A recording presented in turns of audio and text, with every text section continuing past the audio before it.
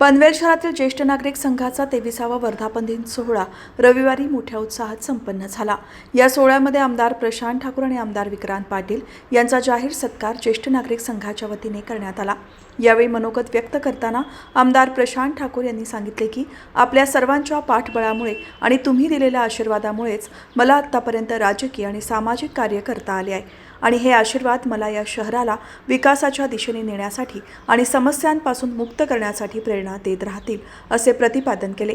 या सोहळ्यावेळी सुप्रसिद्ध अभिनेत्री सीमा जाधव, आमदार विक्रांत पाटील, उद्योजक जयंत म्हात्रे, ज्येष्ठ नागरिक संघाचे अध्यक्ष जयंत गुर्जर, सहसचिव भास्कर चव्हाण, माधुरी गोसावी यांच्यासह विविध क्षेत्रातील मान्यवर उपस्थित होते। यावेळी आमदार प्रशांत ठाकूर यांनी ज्येष्ठ नागरिकांसोबत संवाद साधून त्यांना शुभेच्छा दिल्या। तसेच ज्यांच्या लग्नाला 50 वर्षे पूर्ण झाली अशा जोडप्यांना आणि 75 वर्ष म्हणजेच अमृत महोत्सवी वर्ष पूर्ण केलेल्या ज्येष्ठ नागरिकांचा आमदार प्रशांत ठाकूर यांच्या हस्ते सत्कार करण्यात आला।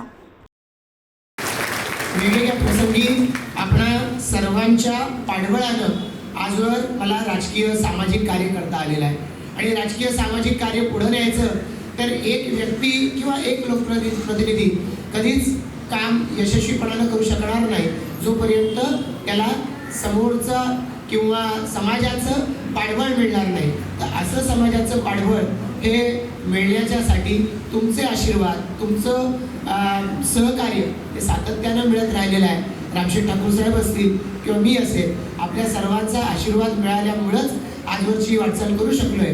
जो आपण आज सत्कार केला, हा सत्कार पनवेलमधल्या सगळ्या ज्येष्ठ नागरिकांच्या वतीनं प्रातिनिधिक स्वरूपाचा आहे असं मानून आपले हे आशीर्वाद पुढचं काम किंवा या शहराला विकासाच्या दिशेनं पुढे नेण्यासाठी, समस्यांपासून मुक्त करण्यासाठी हे आशीर्वाद सातत्यानं या ठिकाणी प्रेरणा देत राहतील अशी खात्री या निमित्तानं व्यक्त करतो। आपल्या आशीर्वादानं हे काम अधिकाधिक पुढे नेण्याचा माझा प्रयत्न असेल याची ग्वाही या निमित्तानं देतो।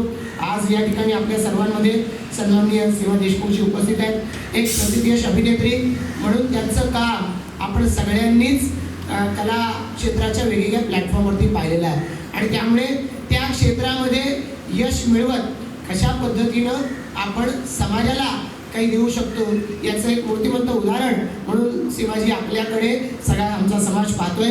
आजच्या या कार्यक्रमाला आमच्या पनवेलकरांचे पाहुण्या म्हणून आपण आलेला आहात। आपल्यालाही आपल्या या क्षेत्रातल्या वाटचालीला सुद्धा मनापासून शुभेच्छा देतो। माझे सहकारी विक्रांत पाटीलजी आज या व्यासपीठावरती उपस्थित आहेत, त्यांच्याही सत्काराचं या ठिकाणी आयोजन केलंय। मला गुर्जर साहेब आणि चव्हाण साहेबांनी सगळ्या सहकार्य सांगितलं की तुमचा सत्कार करायचा आहे आणि मी म्हणालो किंवा तेही म्हणाले की सत्कार वेगळा स्वीकारायचा नाही असं आमच्या नेत्याचं धोरण आहे। देवेंद्रजी सांगतात की सत्कार घ्यायचा नाही, पण ज्या वेळेला आपली माणसं कौतुक करतात तर ते नाकारायचं देखील नाही। याच भावनेतून आम्ही हा सत्कार घेतला आहे।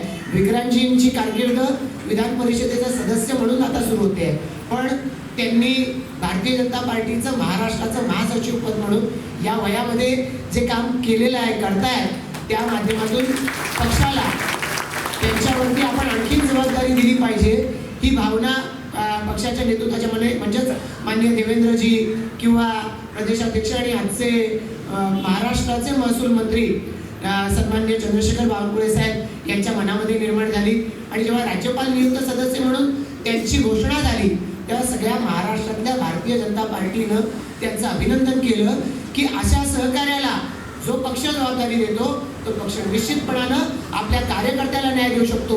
ही भावना विक्रांतजींच्या सत्कारामुळे महाराष्ट्रातल्या आमच्या भारतीय जनता पार्टीच्या परिवारामध्ये निर्माण झाली। ते विक्रांतजी आपल्या वक्तृत्वाच्या बाबतीमध्ये पनवेलकरांना परिचय आहेच, आपलं कर्तृत्व सातत्यानं नगरसेवक, उपमहापौर या हे काम जे आपण केलेलं आहे त्यातून वेगवेगळे सामाजिक कार्य आपण उभं केलेलं आहे। हे कार्य आमदार म्हणून अधिकाधिक विस्तारो आणि त्या माध्यमातून पनवेलकरांचा महाराष्ट्राचा दुवा तुम्हाला मिळो या शुभेच्छा या निमित्तानं देतो। पुन्हा एकदा आपल्या सर्वांचं मनापासून आभार व्यक्त करून थांबतो। जय हिंद, जय महाराष्ट्र।